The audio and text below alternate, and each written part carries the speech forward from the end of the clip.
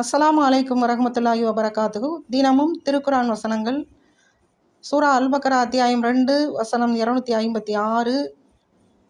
லா இலாஹ இல்லல்லாஹ்வின் மகிமை இந்த வசனத்தில் சொல்லப்படுகிறது. லா இக்ராஹ ஃபித்தீன் கத் தபய்யன ருஷ்து மினல் கய்யி ஃபமை யக்ஃபுர் பித்தாகூத்தி வ யுக்மின் பில்லாஹி ஃபகத் இஸ்தம்ஸக பில் உர்வத்தில் உஸ்ஹா லன்ஃபிஸாம லஹா வல்லாஹு ஸமீஉன் அலீம். இஸ்லாமிய மார்க்கத்தில் நிர்பந்தமே இல்லை. ஏனென்றால் வழிகேட்டிலிருந்து விலகி நேர்வழி எதுவென்பது தெளிவாகிவிட்டது. எவன் ஷைத்தானை நிராகரித்துவிட்டு அல்லாஹ்வை விசுவாசிக்கிறானோ அவன் பலமானதொரு அறுபடாத கயிற்றை கெட்டியாக பிடித்து கொண்டான். அல்லாஹ் செவியுறுவோனும் யாவும் அறிந்தவனுமாக இருக்கிறான்.